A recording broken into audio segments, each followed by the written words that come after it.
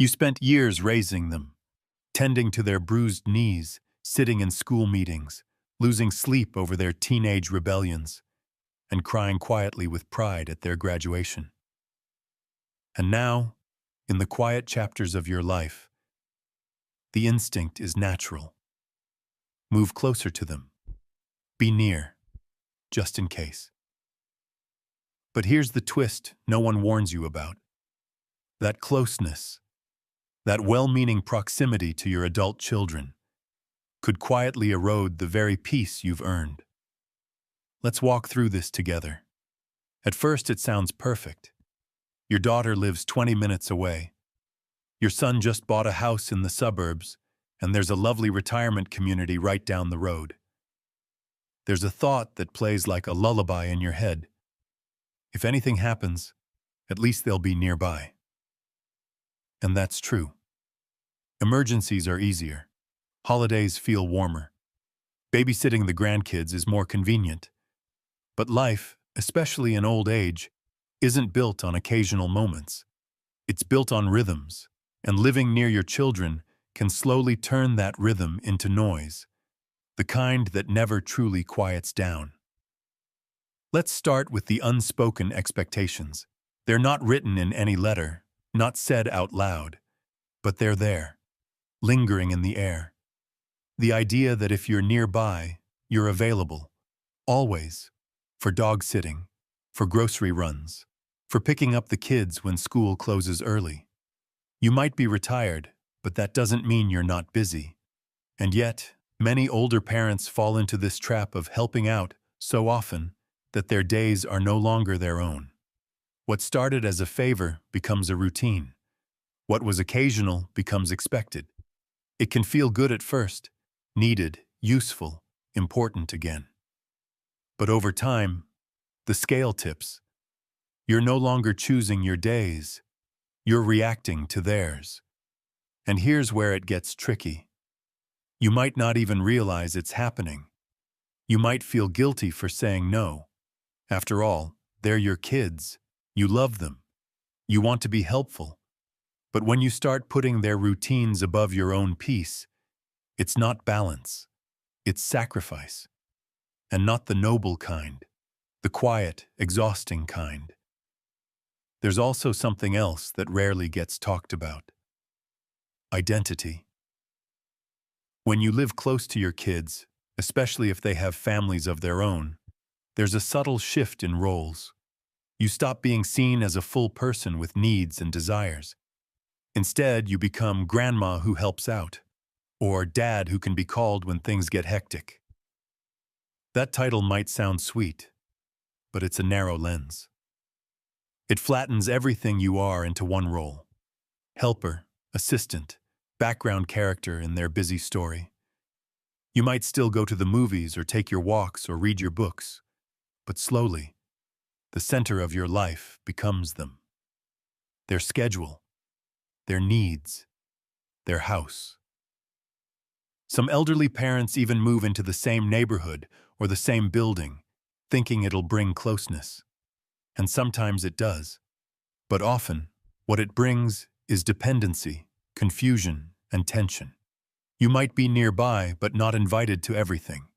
You might be able to help but not always thanked. You might be present but not truly seen. That can hurt more than distance ever could. And then there's boundaries. Proximity tests them. If you live a few hours away, your visits are special. They're planned. There's a rhythm and intention. But when you live just a street over, those boundaries can blur. There's the knock on the door when you're not dressed. The phone call that assumes your day is empty. The casual dropping off of kids for a quick errand that becomes a whole afternoon. None of this is done out of malice. It's love. It's convenience. But love without boundaries is a quiet thief. It steals your afternoons, your privacy, your routines. Let's flip the coin. Imagine this. You've lived in your cozy little home for 30 years. It's far from your children now. They keep asking you to move closer. There's a condo nearby that would be perfect. But in that home, you know every creak in the floor. You've got friends who wave on morning walks. You have your favorite coffee mug, your familiar church pew, your own space to grow old with dignity. If you move, yes, you'll be closer to your kids, but at what cost? You leave behind familiarity. You leave behind independence disguised as routine. In the new neighborhood, you might not know anyone. You might feel like a visitor in their world. And worse, you might feel invisible when they're busy and you're just waiting. No one tells you about the waiting. Waiting for the call that doesn't come. Waiting to be included. Waiting for Sunday dinner that quietly turns into a "we're swamped this week, maybe next time." That's the worst kind of loneliness. Being physically close but emotionally out of reach. Let's talk about resentment. Yes, the forbidden word in families. When you're always available, when you're always helping, when you're always there, it starts to feel unequal. You may never say it out loud, but you might feel it. And resentment, even unspoken, changes the tone of every interaction. Suddenly, a favor feels like a chore. A visit feels like an obligation. The joy starts to drain out of the relationship like a slow leak you can't patch. And your kids? They might start to feel it too. They might sense your frustration.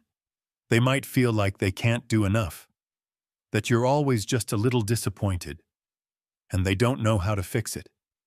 Because the truth is, they didn't ask you to sacrifice. You volunteered.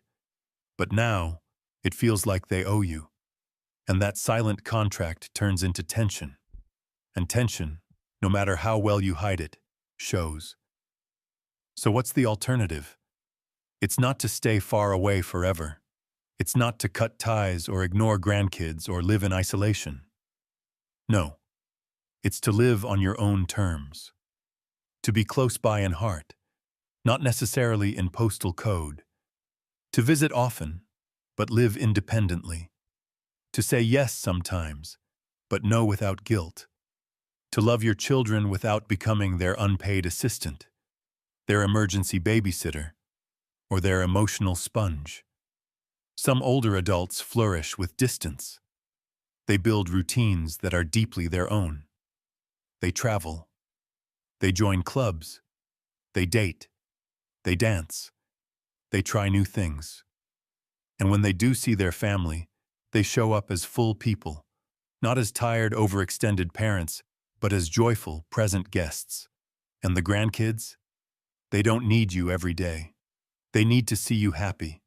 They need to remember you as the person who laughed loud, told great stories, and brought their favorite cookies, not as someone who lived nearby and looked worn out. Let that sink in. Your legacy isn't in how often you showed up. It's in how you made them feel when you did. And here's something else. When you live separately, when you have your own space, your children respect you more. They see you as an adult with your own life, not as a default safety net. That respect creates better conversations, more appreciation, deeper bonds. Because every visit becomes a choice, not an expectation. Every moment becomes special, not routine. Now let's say you're already living near them, or you've already made the move. It's not too late to shift things. Start setting boundaries, politely but firmly. Start saying no when you need to.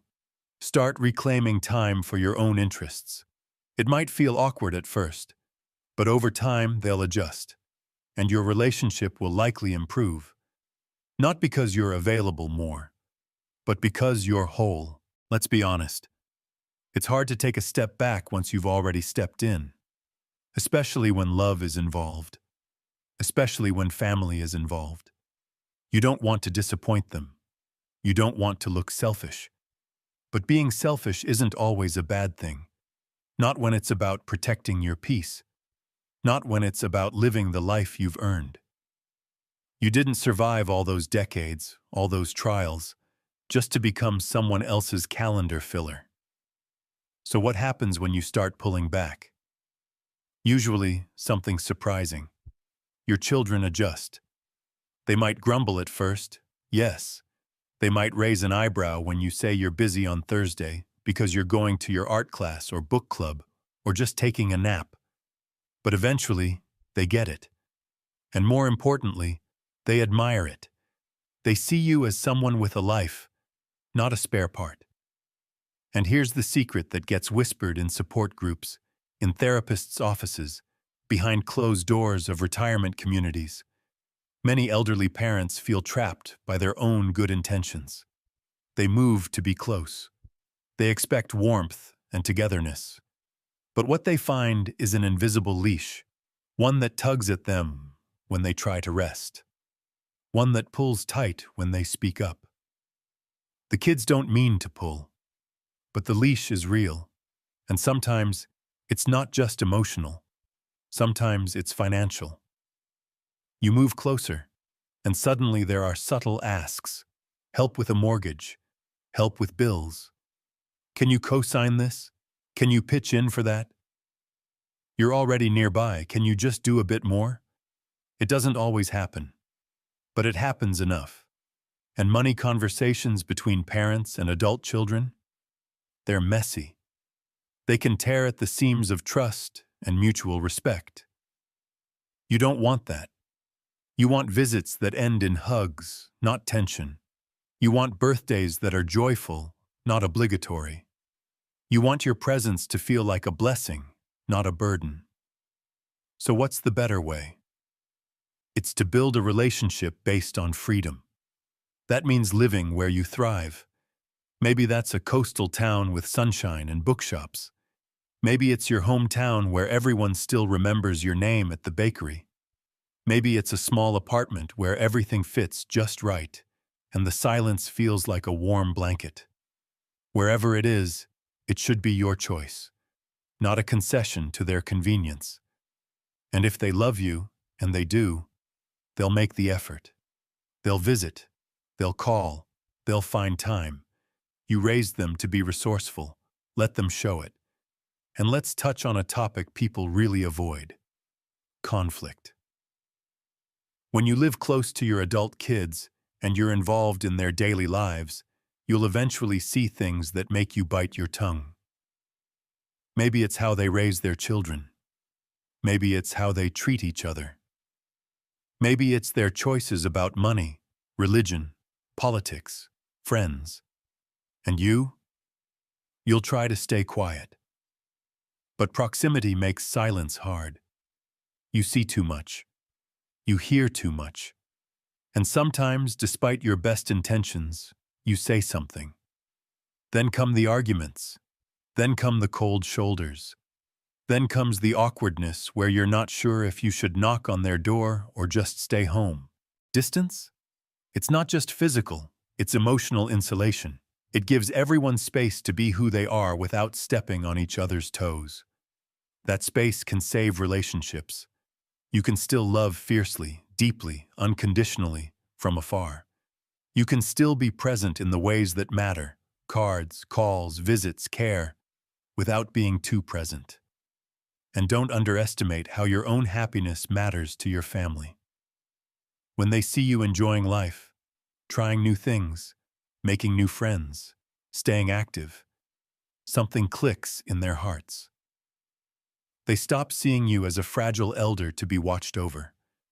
They start seeing you as the vibrant soul who raised them, still full of stories, ideas, and spirit.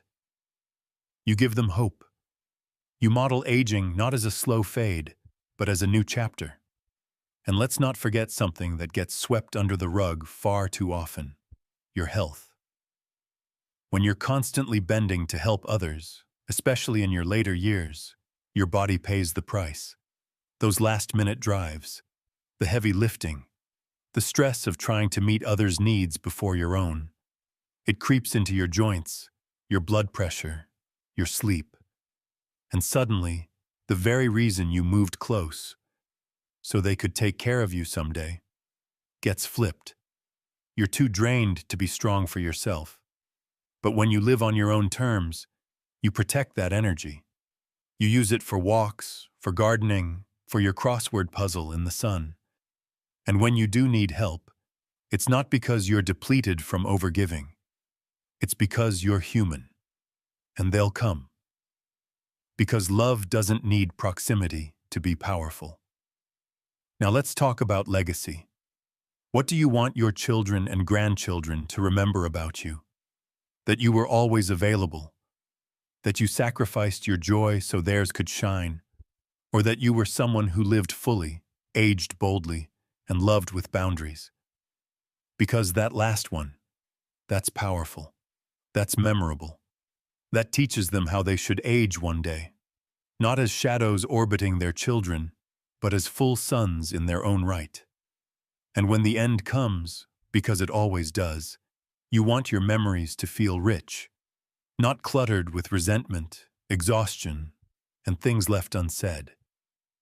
You want to look back and say, I lived well, not just, I lived nearby.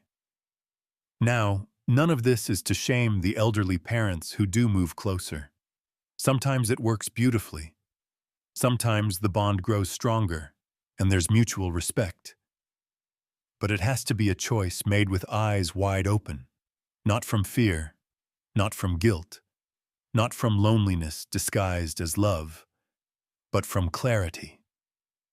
And that's what you have now. Clarity. You know what makes you thrive. You know what drains you. You've earned the right to choose joy. Every day, in every way. Even if that means living 3 states away. Even if it means skipping every other birthday party. Even if it means sending love through a phone screen instead of across the dinner table. Because when you're happy, your love becomes lighter, warmer, healthier.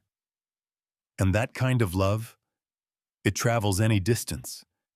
If you made it this far, it probably means you've felt this tension too. Maybe you're in it right now. Maybe you've already moved and you're second-guessing it. Or maybe your kids are pressuring you to come closer and you're not sure what to do.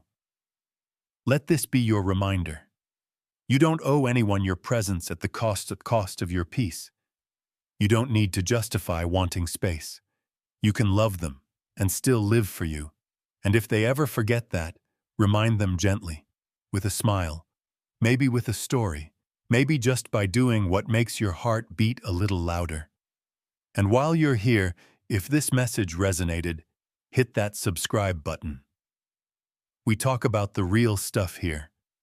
The honest truths, the hard choices, the things no one tells you about aging until it's already happening. And in the comments, tell us, where are you watching this from? What's your peace look like? Because sometimes the most powerful stories aren't about staying close. They're about knowing when to step back and live.